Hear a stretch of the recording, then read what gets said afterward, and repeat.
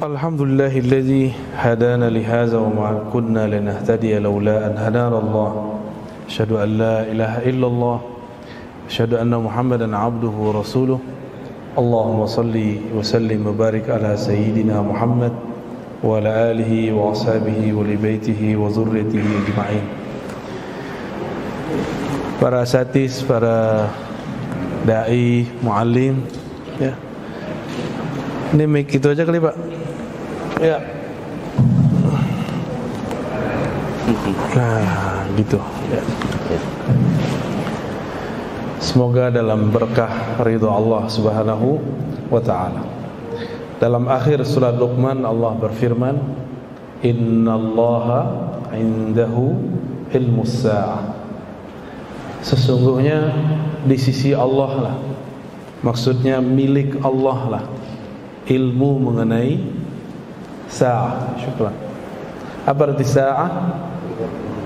Hari kiamat. Tapi secara harfiah sa'ah itu berarti time, waktu. Ilmu tentang waktu itu ada di sisi Allah Subhanahu wa ta'ala. Karena ilmu ini di sisi Allah, hanya orang-orang yang ruhaninya hidup di sisi Allah bisa mengetahuinya. Maka kita sudah dapat pastikan yang ruhaninya hidup di sisi Allah pasti baginda Rasulullah sallallahu alaihi wasallam. Dan dikatakan bahwa para syuhada mereka tidaklah mati, bal ahya'un inda rabbihim. Ini kata inda di sisi. Ini penting sekali. Kenapa ada para wali, para kiai yang kolbunya, ruhnya hidup di sisi Allah?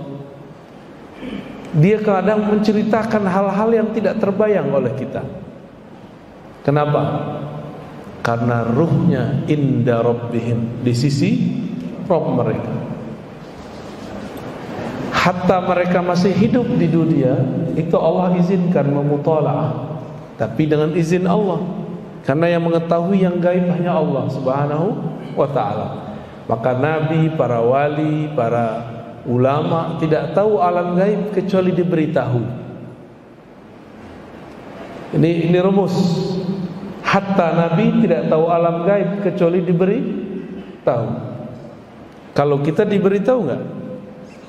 Ada kita yang diberitahu, ada yang tidak. Dalam suatu majlis, kata Sayyiduna Huzaifah, riwayat Imam Abu Daud, hadisnya sahih, di Kitabul Fitan, bab tentang fitnah akhir zaman.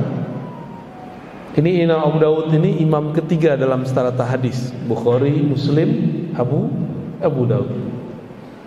Beliau ini meriwayatkan bahwa Sayyidina Huzaifah yang bergelar sir Rasulullah, menjaga sirnya Nabi sallallahu alaihi wasallam. Beliau ini bercerita, qama fina Rasulullah sallallahu alaihi wasallam. Suatu kali Nabi berdiri di hadapan kami, bersama kami. Kalau di riwayat Abdullah bin Umar duduk bersama kami. Berarti ada dua versi, dua waktu yang berlainan. Lalu apa yang Nabi lakukan? Fahaddasa, Nabi menceritakan apa yang terjadi setelah beliau wafat ini sampai akhir zaman. Panjang gak itu, Pak? Panjang itu. Itu lebih dari 1 hari. Di riwayat Imam Bukhari kita menemukan bahwa Nabi SAW berdiri ba'da subuh, berhentinya zuhur, ba'da zuhur lanjut lagi sampai asar, ba'da asar lanjut lagi sampai maghrib, ba'da maghrib lanjut isya, terus sampai besok. Enggak tidur mereka malam hari. Nabi menurunkan ilmu tentang akhir zaman. Maka ilmu akhir zaman itu salah satu salah satu cabang ilmu terpenting di zaman ini. Jadi salah satu pilar ahlu sunnah. Dulu saya berhenti di bab Islam Imam Ihsan. Ternyata di hadis Imam Muslim Nabi ditanya oleh Jibril, "Mata sa'ah?" kapan hari kiamat? Dijawab oleh Nabi, yang ditanya tidak lebih tahu daripada yang bertanya. Terus orang itu bertanya lagi, yaitu Sayyidina Jibril, akhbirni an amaratiha, kabarkan aku mengenai amarat. Apa arti amarat? Alamatnya. Wah, panas sekali Pak. Lalu Nabi kabarkan.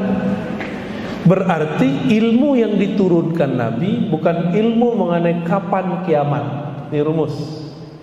Tapi ilmu yang diturunkan Nabi mengenai tanda-tanda kiamat. Bismillah. Oh ya, lupa. Kita baca Al-Fatihah dulu ya. Supaya Allah membuka hati kalbu kita, mari kita baca surah Al-Fatihah. A'udzubillahi minasyaitonir rajim. Bismillahirrahmanirrahim.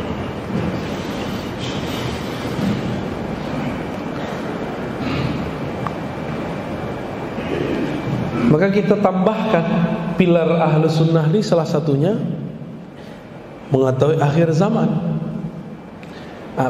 Akhir zaman ini kita pecah jadi dua ilmu.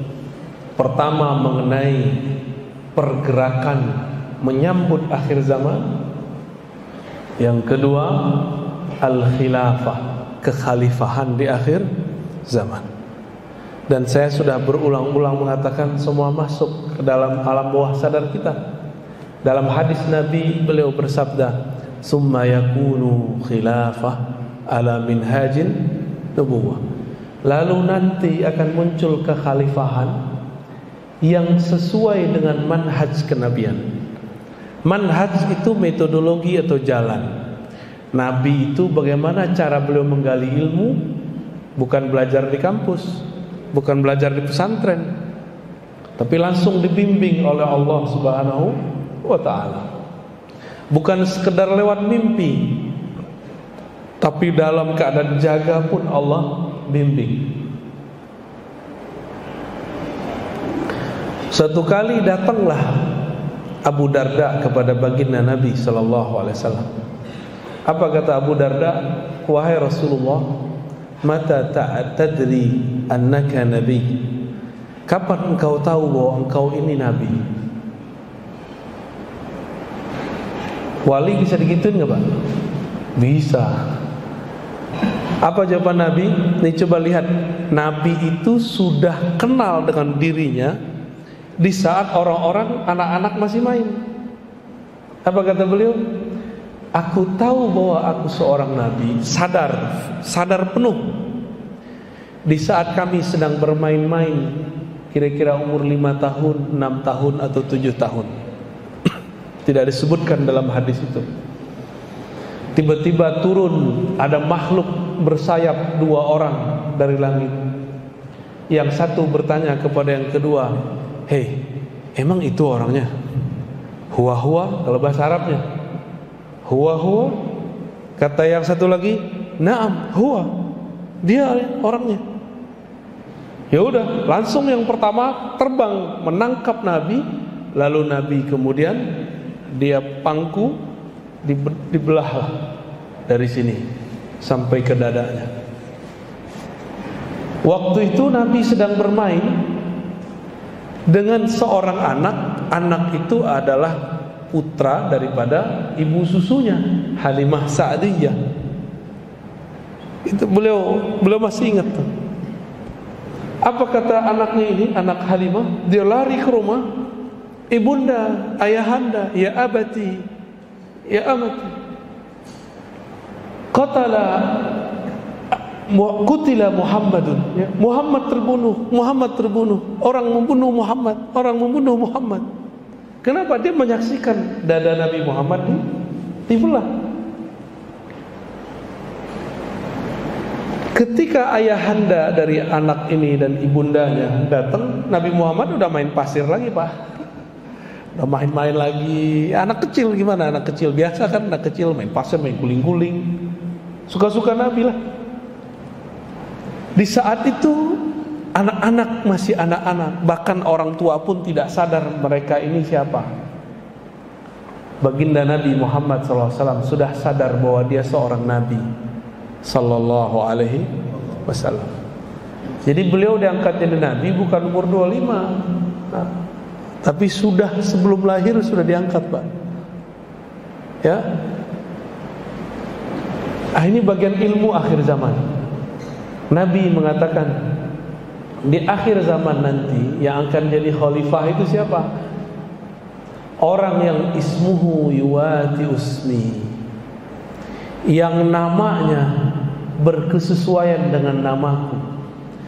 Nama dalam bahasa Arab ismun, beda dengan nama dalam bahasa Indonesia. Nama dalam bahasa Indonesia udah nama aja, Ustadz Alnof, wah gitu aja kan. Yang ngasih siapa? Orang tuanya.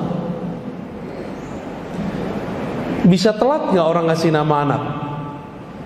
Ya, berarti ada masa anak itu nggak punya nama, ada kan? Nama jasad itu, Pak. Ada nggak orang yang ganti nama? Ada. Mungkin bapak-bapak ini dulu, karena zaman-zaman SD dulu belum jelas dukcapilnya, bisa 3 kali ganti nama. Sebelum masuk SD namanya apa, pertengahan SD namanya apa, akhir namanya berubah lagi. Karena sudah jadi nama ijazah nggak bisa berubah, bisa 3 kali ganti nama, benar ya?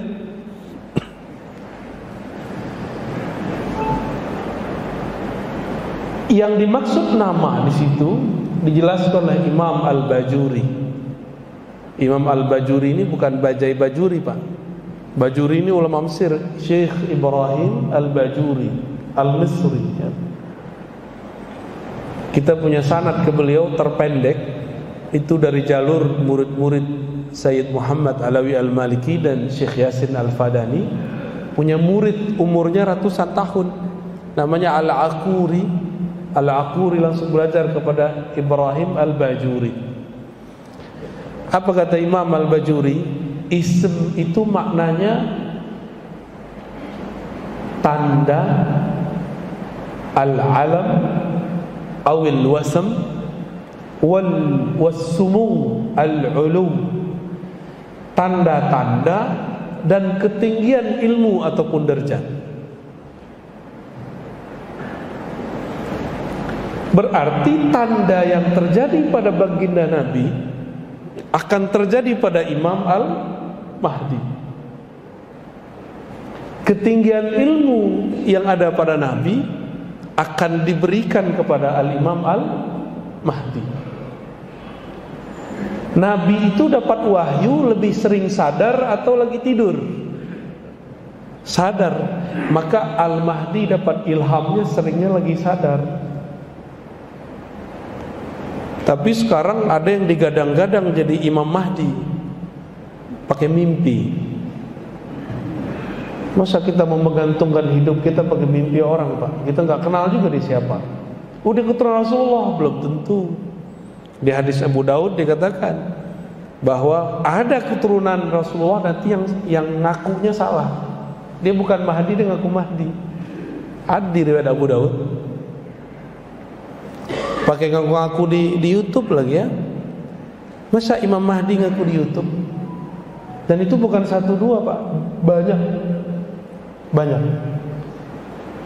Ini persoalan akhir zaman. Ini persoalan yang ditulis di Quran. Ilmu sa'ah itu di sisi Allah. Maka jangan main-main, jangan gantungkan nasib kita akhir zaman lewat mimpi seseorang yang kita nggak kenal, yang kita nggak tahu dia siapa. Ilmu apa yang ada pada diri Nabi? Nabi itu menjadi Nabi karena apa? Karena dia seorang insinyur? Enggak kan? Dia hafal kitab? Enggak. Ilmu apa yang ada di kolbu Nabi? Banyak, Pak, ilmu di kolbu Nabi. Pertama, ilmu awalin, ilmu masa lalu. Jadi Nabi bisa cerita tentang masa lalu. Yang kedua, ilmu akhirin, ilmu masa depan. Ini Allah yang ajarkan semua. Bukan berarti Nabi tahu alam gaib. Nabi dikasih tahu. Ilmu apa lagi? Banyak. Ini baru beberapa. Kemarin ada yang nanya di Kampar ya, Toha Yasin itu nama Rasul bukan? Iya, Toha Yasin. Tapi Toha Yasin itu Pak, itu ada di sir qalbunya Rasulullah Sallallahu Alaihi Wasallam. Berarti Quran itu sirnya Rasulullah Sallallahu Alaihi Wasallam. Maka kepada orang-orang yang mengkhidmahkan dirinya menghafalkan Quran, jangan berhenti pada hafalan, lanjutkan pada pemahaman. Ya. Nah, ini tentang Imam Al-Mahdi, dan ada yang penting di situ. Kata Al-Mahdi artinya diberi petunjuk. Benar.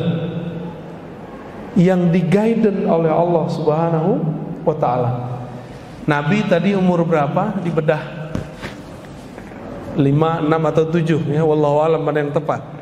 Sama, pasti dulu Al-Mahdi itu waktu dia masih kecil, dia dibedah juga dalam keadaan jaga, bukan lagi tidur. Kalau Mahdi palsu lewat tidur, itu Mahdi mimpi namanya. Nabi SAW Allah balutnya dengan sisi-sisi manusiawi. Nabi itu dagang, benar? Dagang ya? Sebelum dagang gembala kurma, gembala apa? Kurma kon gembala. Nanam kurma nanti pas di Madinah. Gembala kambing, domba. Itu kita sebut memerankan sisi manusiawi. Jadi kalau Yahudi lewat, masa Nabi akhir zaman gembala kambing, gak mungkin gitu, dia tinggalin tuh. Satu kali setelah beliau agak remaja, dibawalah oleh Abu Thalib. Kemana dibawa? Ke negeri Syam berdagang. Tapi di perjalanan ke Syam ada seorang pendeta rahib yang masih meyakini Allah itu Esa, Nabi Isa itu Nabiullah, Ruhullah, bukan anak Allah. Namanya Bukhairah. Bukhairah ini hafal kitab suci Taurat dan Injil, dan dia yang khusus dihafalkan ciri-ciri Nabi akhir zaman. Ciri-ciri Nabi akhir zaman. Salah satu yang dia hafal, bahwa seorang Nabi akhir zaman kemanapun dia ada awan di atasnya sehingga dia tidak berbayang. Jadi Nabi itu gak ada bayang-bayangnya kalau di bawah sinar matahari. Kenapa? Ada awan di atas. Ini bukan awan kinton ya. Malam tadi kita bahas awan kinton, karena banyak anak muda pada paham Son Goku. Ya, kartunnya anak-anak Pak, apa udah nggak nonton ya, udah nggak tahu. Kartun itu kartun. Jadi dipersonifikasikan. Kalau di kartun itu ada sosok bisa menaklukkan awan. Cuma dia hanya menaklukkan satu awan. Kalau Nabi Muhammad SAW bisa semua awan dia taklukkan dengan izin Allah Subhanahu wa ta'ala.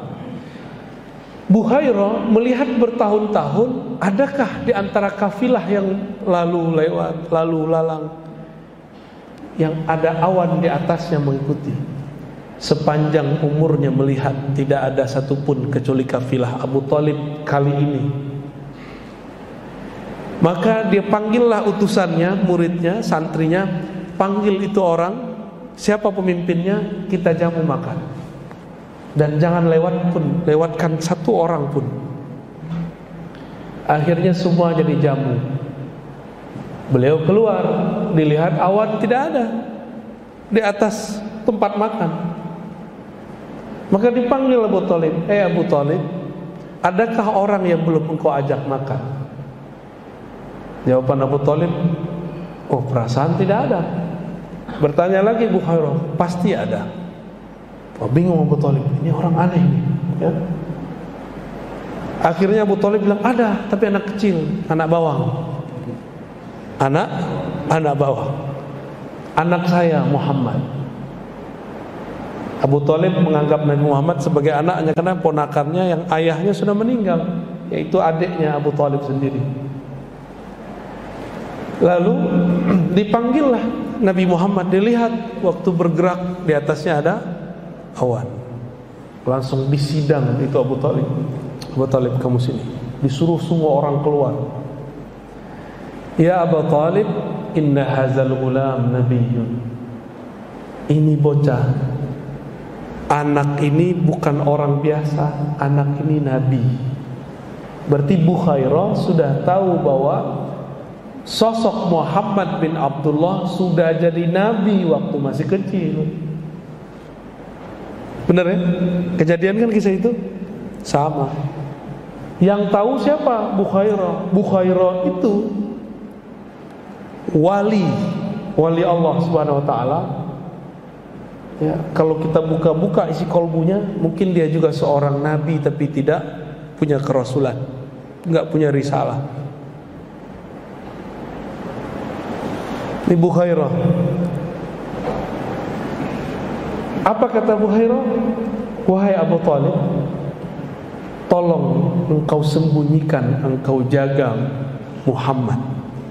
Kalau Yahudi tahu siapa dia, mereka akan membunuhnya.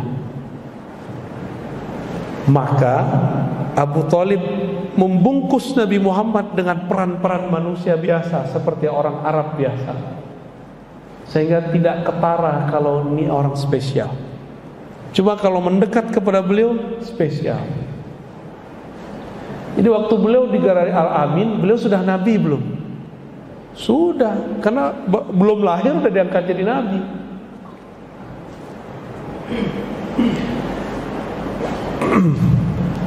Maka Al-Imam Al-Mahdi di zaman kita, Pak, bukan zaman nanti. Ini zaman ini nih. Al-Imam Al-Mahdi itu akan mengalami hal yang sama. Dia akan dipoles oleh Allah dengan sifat-sifat manusiawi yang kira-kira orang kalau melihat nggak nyangka kalau dia seorang wali. Benarlah kata Imam Ibn Athaillah As-Sakandari, ya. Kata beliau, subhana man satara khususiyatahu bima bizawahiril bashariyah. Maha hebat Allah yang menyembunyikan keistimewaan-keistimewaannya dalam peran manusia biasa. Jadi nggak ketahuan kalau ini dia seorang wali. Seperti Nabi dulu diperankan seperti seorang biasa, orang Arab biasa, pemuda biasa. Nggak ada tuh Nabi keluar-keluar, saya Nabi loh, saya Nabi loh, gitu. Sampai ada perintah. Kayak seperti sekarang, ada yang datang ke saya, aku loh Al-Mahdi. Ada yang datang, Pak. Cuma karena jidatnya agak lebar dikit, hidungnya agak mancung dikit. Ustaz Alno masuk ke tuh jidatnya lebar. Ada juga yang lewat YouTube. Ada yang lewat YouTube ngaku bahwa dia Mahdi tapi belum imam. Ini kalau asli dibunuh Yahudi nggak? Dibunuh, Pak. Dibunuh pasti kalau asli itu. Jadi kita nggak usah buru-buru. Ini ilmu rahasia. Hanya orang-orang yang mengerti ilmu rahasia yang mengenal. Seperti Bukhairah bertahun-tahun menunggu, akhir ketemu. Ya. Berarti Abu Thalib mengerti nggak Muhammad bin Abdullah adalah seorang nabi? Ngerti dia. Cuma akhir hayatnya disebutkan dalam Sahih Bukhari tidak sempat melafazkan. Cuma di batinnya dia ngingkar nggak? Dia nggak pernah ingkar. Oleh karena itu ulama berbeda pendapat mengenai status meninggal beliau. Apakah meninggal kafir atau mukmin? Ya. Nah itu bagaimana cara memahami ilmu akhir zaman. Jadi babnya ma'rifatul ism, bab mengetahui nama, yaitu tanda-tanda. Maka pelajarilah tentang sirah kenabian. Kejadian yang akan terjadi pada Al-Mahdi nggak jauh beda. Bedanya nanti formulasinya.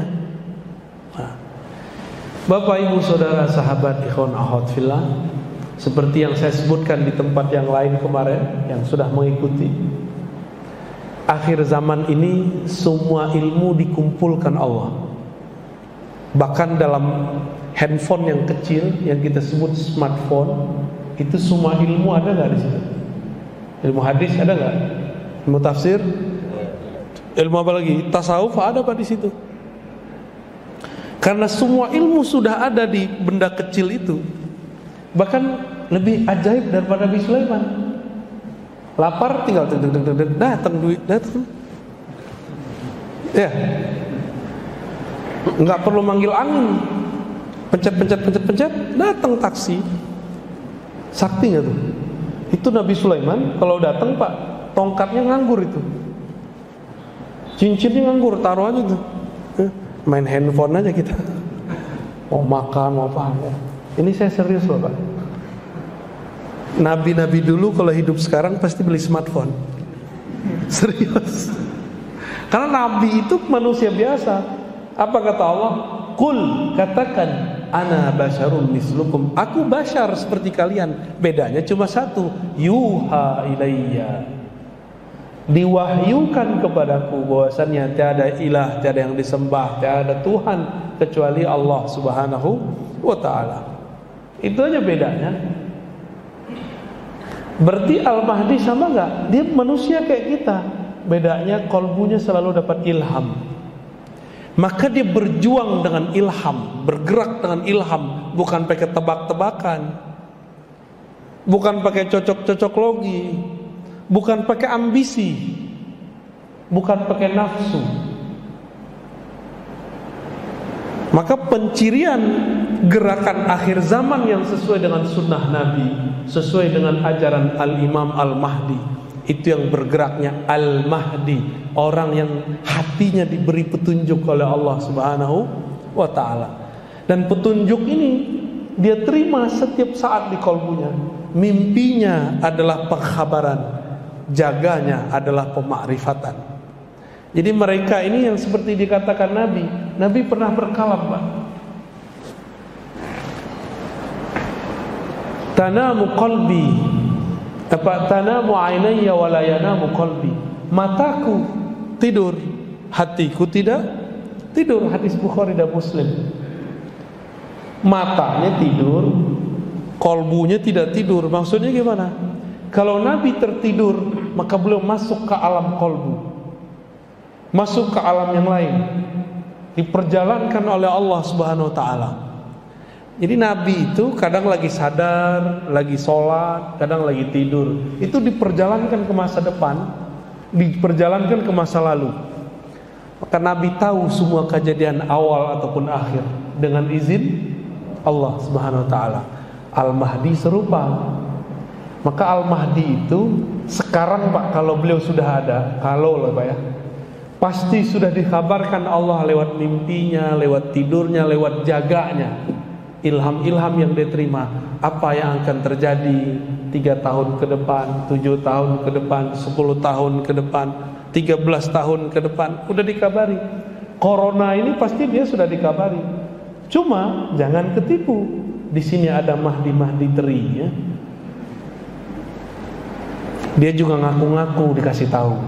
Padahal baru diketahuinya baru sebulan sebelum, setahun sebelum. Kalau Al-Mahdi dari kecilnya udah dikasih tahu. Waktu dibedah dadanya oleh malaikat, itu dia sudah kasih tahu langsung semua kejadian itu. Makanya Nabi Muhammad waktu diusir dari Taif, beliau balas gak? Karena beliau sudah diperlihatkan itu dulu di masa kecilnya. Waktu beliau SAW pergi ke Mekah, ditahan di Hudaybiyah, cuma 10 atau 15 kilo lagi masuk Mekah, ditahan. Beliau berontak gak? Enggak, karena beliau sudah diperlihatkan oleh Allah Subhanahu wa ta'ala. Maka gerakan Al-Mahdi itu bukan gelosok-gelosok, bukan gerakan emosional. Gerakannya penuh ketenangan, santai, tapi ada kemantapan dalam keyakinan, kuat dalam mental. Bangun mental kuat aja udah susah orang hari ini, ya. Tanya aja para ustadz itu takutnya bukan sama istri Pak, sama jamaah. Cuma kalau ketemu canda-candanya takut sama istri, mau jadi wali, takut sama istri, itu candanya Ustadz tuh. Tapi takutnya para dai itu sama jamaahnya. Takut apa? Takut ditinggal jamaah. Itu mental Ustadz tuh harus dibanting gitu. Yang harus takut jamaah sama Ustadz atau Ustadz sama jamaah? Jamaah yang takut ditinggal Ustadznya, jangan Ustadz takut ditinggal jamaahnya. Salat suruhnya ntar aja Pak ya. Ngaji lebih afdol atau salat suruh? Serius? Wah antum lolos. Ngaji satu bab sama dengan sholat 100 rakaat atau 1000 rakaat. Cuma orang nggak ngerti, dia kejar tuh yang 2 rakaat. Ya. Antum nggak sholat suruh pun habis ini nggak apa-apa Pak. Udah sama kayak 100 rakaat, udah sama kayak 1000 rakaat. Maka jangan heran nih para ustadz kadang-kadang kalau udah selesai suruh dia langsung pergi. Karena keberkahan 1100 rakaat udah di tangannya. Kok bisa? Sholat 2 rakaat pasti ikhlas nggak? Bisa riya? Bisa riya. Tapi antum kalau ngaji pasti sahih qalbunya. Dari tadi sadar nggak kakinya kesemutan? Nggak kesemutan. Hebat nggak tuh? Coba wiridan zikir, kita kasih wirid 500 aja. Baru satu putar tasbih lama amat ini. Emang nggak ada zikir lebih gampang, ya? Tapi kalau ngaji Pak nggak ada. Tahu-tahu udah syuruk kayaknya. Ya. Karena kajiannya pendek sekali, kita pindah topik langsung ke Dajjal. Ya. Jadi Imam Mahdi clue-nya tadi, dia bergerak dengan hidayah dari Allah, bukan tebak-tebakan, bukan emosi, bukan pakai ro'yu, bukan pakai kendaraan partai politik Pak. Maka nggak ada gerakan kemahdian itu anti politik, anti negara, berontak tuh nggak ada. Gerakan Al-Mahdi itu tidak ada menghancurkan satu negara, nggak ada. Nanti negara udah hancur semua baru dia muncul, itu di hadisnya. Idza muliat al-ardu jauran. Kalau bumi sudah dipenuhi oleh jauran wa zulman, kezaliman, sehingga negara hanya tinggal namanya, batas-batasnya sudah tiada. Di saat itulah Allah izinkan Al-Mahdi muncul. Berarti lewat berontak gak? Maka sekarang jika ada pergerakan memberontak kepada negaranya, itu bukan panji-panji Imam Mahdi. Walaupun di situ ada tentara 313. Itu cuma nama 313. Ya, paham maksudnya? Udah mulai paham? Ya. Dia sebut tentaranya 313, tapi dia berontak kepada negara yang sah. Walaupun kita pro sama kelompok ini, tapi itu bukan gerakan Al-Mahdiyin. Kenapa? Gerakan Al-Mahdiyin tidak pernah berontak. Nabi pernah berontak gak di waktu di Makkah? Nabi waktu di Madinah pernah menghancurkan Mekah gak? Dihadang, dilarang masuk Mekah, itu pun Nabi ngalah. Maka gerakan Al-Mahdi itu banyak ngalahnya. Sampai datang saatnya terjadilah Futuh Makkah. Dibuka Makkah tanpa perang. Disitulah nanti terjadi Bai'at Kubra, Bai'at besar-besaran. Gak tahu tahun kapan Pak, tapi Imam Mahdian sudah dikasih tanggal, sudah dikasih tahun sama dia. Ada yang ngasih 28, ada yang ngasih 27. Ya salah. Enggak, itu enggak sah, itu batil semua tuh. Ini Allah sudah rahasiakan, masa kita klik-klik itu ya? Serahkan rahasia itu kepada Allah.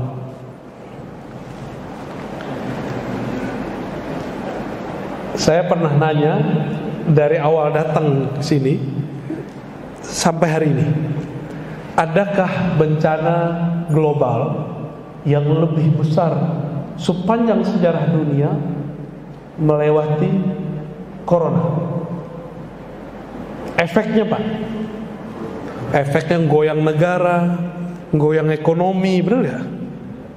Banyak goyang Mas kan? Goyang masjid, gak hanya masjid, gereja aja tutup. Jadi bukan hanya kita yang gerakan mereka itu gerakan anti agama Pak, semua agama dia musuhi. Jadi gerakan-gerakan yang kita sebut Juyushud Dajjal, tentara-tentara Dajjal itu, Dajjal itu artinya apa? Apa arti Dajjal? Raja dusta. Raja dusta artinya. Akhirnya kita nggak bisa ngapa-ngapain lagi, terpaksa ngikutin sistem mereka. Udah ikutin aja Pak, ikutin aja tanggal mainnya. Nabi Muhammad kan sering ngalah, makanya saya ngalah. Suruh vaksin, udah vaksin. Ya, habis itu bekam kita Pak. Ya. Nabi Muhammad itu didatangi Jibril. Bilang itu, ya Muhammad, sampaikan kepada umatmu ada pengobatan langit namanya bekam. Walaupun yang bekam orang bumi, tapi itu pengobatan langit. Maksudnya apa kalau langit? Biasanya penyakit itu diobat, ini sekarang penyakitnya dibuang. Canggih kata. Kalau nggak biasa donor darah, bekam aja Pak, berkah buat namanya. Cobain rasakan. Imam Ahmad tuh setiap kepalanya berat, apalagi orang Pekanbaru ini suka makan gazebo, nggak jelas. Apalagi, waduh, santan tuh paling bahaya. Wajah-wajah suka makan santan. Apa tuh dendeng balado? Dendeng nggak ada masalah, tapi minyak baladonya masalah. Itu harus dibuang Pak, nggak bisa pakai obat, dibuang. Makanya darahnya Nah, Nabi Muhammad SAW dikabarkan di langit, ini pengobatan akhir zaman. Jadi kalau versi saya, bekam itu wajib, bukan secara syar'i, secara kesehatan, sihhi, ilmu kesehatan lah di akhir zaman. Alah bekam Pak, harus sekali seumur hidup. Nah, 40 hari sekali kira-kira ya. Tapi kalau udah numpuk 40 tahun, 60 tahun, itu bisa sekali seminggu itu Pak, sampai bersih itu. Baik. Jadi Al-Imam Al-Mahdi pergerakannya sabar, dia banyak sabarnya Pak. Sabar. Innallaha ma'assa, Allah bersama orang sabar. Berarti kalau dibalik, Allah tidak merestui, tidak membersamai orang yang tidak sabar. Walaupun dia bawa takbir, walaupun dia pakai pakaian-pakaian Islami, kata dia, tapi tidak sabar, Allah tidak bersama mereka. Ya. Lalu bagaimana dengan Dajjal ini? Dajjal itu nama kecilnya sama dengan Nabi Musa. Nisbatnya Samiri. Dia anak daripada hasil ritual setan ayah dan ibunya, dan itu tertulis dalam kitab, riwayatnya sahih. Ayahnya Samiri ini, mohon maaf, dan ibunya udah sekian datang ke dokter, ke dukun, gak punya anak. Datanglah ke dukun yang paling sakti, yang bisa mengakses Azazil iblis. Ternyata itu dukun iblis yang nyamar. Sampai sekarang iblis bisa nyamar Pak. Bisa nyamar. Jadi orang bisa meminjam lidah orang. Apa kata si dukun? Kalau engkau pengen punya anak, maka lakukanlah, mohon maaf, hubungan suami istri di kuil berhala. Jadi ada dulu kuil, di situ berhala semua, tapi sudah nggak ada orang yang berkunjung. Maka datanglah dia suami istri ke sana, karena malu setiap hari ditanya, kapan kau punya anak? Mandul. Perempuan digituin, stres nggak? Ditanyain kapan kau punya anak, udah stres. Apalagi dibilangin mandul, ayolah bang, carilah dukun bang. Dapatlah dukun setan. Akhirnya mereka melakukan ritual, tapi dikasih amalan-amalan iblisiah. Dilakukanlah hubungan suami istri di situ. Karena pakai ritual iblis, ternyata iblis meminjam tubuhnya untuk menghamili istrinya. Maka hamillah istrinya. Secara nutfah sperma suaminya, tapi secara spirit Azazil. Itulah anak iblis paling sakti di dunia. bernama Musa bin Sam'un atau Dajjal bin Azazil. Jadi kalau ada orang bertanya, adakah iblis punya anak separuh manusia? Ada. Itu namanya Dajjal. Itulah biodata Dajjal, Pak. Ya. Kita kan menceritakan apa yang kita dapat aja ya. Yang kita nggak dapat kita nggak bisa cerita. Waktu lahir itu anak belean atau belean. Bahasa orang awak tuh ya, bukan di sini nih tuh. Cik Mato, bubu apa soleh? Baciri matonya Pak. Jadi matanya itu kalau bahasa Seberang tuh belean. Mata itu ya bertahun-tahun, tahun pertama, kedua tuh nggak bisa buka. Skenarionya mirip seperti dulu Banul Jan terjadi kiamat pertama bangsa jin di bumi. Allah kirimlah Jibril untuk menyelamatkan Azazil. Kejadiannya mirip, cuma bedanya ini bukan kiamat. Di negeri Samara, tempat Samiri lahir, terjadi banjir besar. Allah kirimlah Jibril bersayap 360 kanan, 360 kiri. Cepatnya bukan main, selamatkan anak Azazil. Ini skenario Allah semua. Ini Allah semua yang atur, Pak. Jadi kita senyum-senyum aja, ini Allah yang atur semua. Ya, Allah lagi buat drama akhir zaman. Nah, lolos nggak nih? Ikut kalut atau waras? Diambillah tuh anak, nggak ketahuan ayahnya kemana. Maka Samiri sampai hari ini dia nggak tahu ayahnya di mana dan dia masih meyakini ayahnya hidup. Dibawalah ke suatu pulau seperti dulu ayahnya Samiri, ayah batinnya yaitu iblis. Dididik oleh Jibril, diajarkan zikir. Bedanya kalau dulu Azazil diizinkan zikir di langit 1, 2, 3, 4, 5. Tapi pintu langit kan sudah ditutup kecuali untuk Nabi Muhammad SAW. Maka Azazil, anak Azazil bernama Samiri ini dilatih Ismul A'zam, Al-Ismul A'zam. Jadi Samiri ini bisa sakti karena Allah kasih nama lewat Sayyidina Jibril alaihis. Sakti dia, Pak.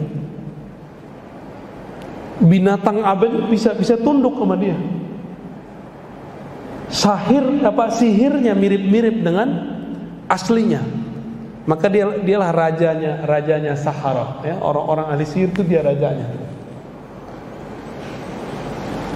Ini kok kayak asik didongengin, Pak. Ini bukan dongeng, Pak, ini asli. Ini cerita asli yang saya ceritakan. Setelah bertahun-tahun, kira-kira umur 7, 8, 9, 10, kita tidak bisa memastikan di riwayat itu, barulah si Samiri matanya kebuka bagian kiri. Yang kanan sampai sekarang until now masih baciri. Masih ada disebut masih belean, Pak, sampai sekarang.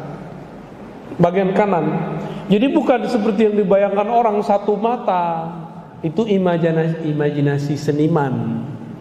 Apalagi matanya di tengah. Itu kalau di Songgoku namanya, Pak. Yang tahu nih Bang Mukla nih. Tenshinhan ya, nggak tahu lah namanya apa tuh. Itu imajinasi, Pak. Jadi matanya tetap dua. Itu nanti jadi alamat bagi orang yang faham, karena Samiri ini bisa nyamar jadi muka Habib dia, bisa nyamar jadi muka kiai, nggak kelihatan. Tapi saya melihat dalam beberapa pergerakan itu dia muncul bayang-bayangnya, Pak. Matanya mirip. Karena saya pernah bermimpi diizinkan Allah ketemu Dajjal. Entah imajinasi, entah asli. Tapi itu yang saya lihat. Di suatu pulau, persis seperti yang dikatakan hadis. Mungkin karena kita baca hadis, cinta kepada Nabi, tasdik kepada Rasul, Allah perjalanankan secara rohani ke tempat itu. Jadi diizinkan Allah pas saya ngelihat, tapi dalam mimpi. Itu masalahnya begitu, Bapak nggak usah percaya amat sama mimpi saya. Cuma bagi saya cukup ini kabar dari Allah Subhanahu wa taala, karena ada hadis la tabqa minal mubasyarat, kabar gembira. Cuma kabar gembira, nggak boleh dijadikan sandaran. Tidak tersisa di akhir zaman kecuali mimpi yang baik. Ini mimpi ketemu Nabi aja belum ya, ketemu Dajjal, pengikut Dajjal antum ntar. Mimpi ketemu Nabi dulu, banyak-banyakin dulu sholawatnya ya. Setelah 9 atau 10 tahun matanya baru kebuka, baru dia bisa jalan. Tadinya dia juga susah jalan, Pak. Karena dia anak Azazil. Azazil itu Allah izinkan gak tubuhnya kekal di bumi sampai kiamat. Jadi separuh dirinya itu kekal, Pak. Maka Syamiri ini matinya ntar ya di akhir zaman ini. Harus ada yang bunuh dia kalau dia gak mati-mati. Dan yang Allah takdirkan untuk membunuhnya itu adalah Nabiullah Isa. Azazil punya anak tadi Samiri. Samiri itu lahirnya diperkirakan di zaman Nabi Musa atau sebelumnya. Di zaman Nabi Isa berarti dia sudah ada atau belum? Nah, ini kita kasih tahu, Pak. Yang membuat konspirasi penyaliban Nabi Isa itu dia orangnya. Dia nyamar jadi seorang santri. Namanya siapa? Yudas Iskariot. Itu dia tuh orangnya. Ini bisa nyamar-nyamar. Bisa nyamar, maka nanti dia bisa nyamar jadi Imam Mahdi, Pak. Ini yang saya khawatirkan. Kenapa dia mau bunuh Nabi Isa? Karena dia diberitahu oleh Jibril, nanti nasibmu berakhir di tangan Isa. Maka dia ingin merubah takdir. Gimana cara merubah takdir? Jadi usaha merubah takdir itu sudah pernah dilakukan oleh iblis dulu, gak berhasil. Anaknya coba. Ketika Nabi Isa hendak disalib, Allah selamatkan gak? Nah, dibuat skenario lain. Kan Allah yang buat dramanya, Allah lah sutradaranya, Allah yang nyusun skenarionya. Suka-suka Allah dong. Tiba-tiba Allah utus siapa untuk menyelamatkan Nabi Isa. Tapi kan gak disebutkan di riwayat siapa yang menyelamatkan Nabi Isa. Itu rahasia. Siapa sebenarnya yang menyelamatkan Nabi Isa? Lalu kemudian Nabi Isa naik ke langit gak? Pintu ke langit di bumi cuma satu, Pak. Baitul Maqdis, bukan Baitul Maqdis tempat Pak Peri kemarin. Di mana itu namanya itu? Pasar Tupah. Ah, bukan di situ. Itu gak bisa naik langit di situ. Itu Al-Quds. Makanya kita wajib cinta Al-Quds. Bukan cinta bendera Palestina doang, Pak. Al-Qudsnya yang penting. Mau benderanya apa aja, yang penting Al-Quds. Seandainya di situ benderanya bendera Indonesia, ya kita bela juga. Kebetulan sekarang benderanya ya itu tuh ya. Susah juga nyebut nama benderanya apa tuh. Hitam, ada merah, ada putih ya. Nabi Isa dibawa oleh satu sosok yang dirahasiakan Allah ke pintu langit, yang nanti Nabi Muhammad pun naik ke langit lewat pintu itu. Itu yang disebut Qubbatus Sakhra. Disitulah Nabi Isa naik ke atas, langsung nyampe ke langit kedua. Berarti masih hidup nggak Nabi Isa? Masih hidup. Nabi Isa ini mempertontonkan waktu hidupnya sifat-sifat ilahiyah. Apa contohnya? Ada orang mati dihidupkan. Ambil tanah, tiup. Seperti Allah meniupkan tanah dulu menjadi Nabi Adam. Nabi Isa ambil tanah, tiup jadi burung, Pak. Kalau ada orang begitu hari ini, disembah gak? Disembah pasti. Jadi wajar kenapa kemudian beberapa orang yang tidak mengerti bab tauhid di zaman itu menyembah Nabi Isa. Mereka lupa Nabi Isa sendiri gak menyembah dirinya, tapi menyembah Allah Subhanahu wa ta'ala. Nah, bagian akhir, karena sudah 6:30 nih ya. Asik Pak ya didongengin ya. Padahal udah tua-tua disuka diceritain juga nih ya. Ini tuangku aja senang diceritain ulang ya. Karena Nabi Isa dulu tidak menunjukkan syariat yang sempurna. Syariatnya belum selesai, umur 33 sudah diangkat. Maka nanti disempurnakan, turun lagi di masa akhir zaman, disempurnakan dengan syariat paling sempurna, syariat baginda Nabi Muhammad sallallahu alaihi wasallam. Ya. Nanti dapat tugas. Apa tugasnya? Al-Mahdi beri pedang. Ini pedang. Sembelihlah itu sih. Dajjal tuh nggak bisa dibunuh, Pak. Ditusuk, mau dibom nggak mati-mati.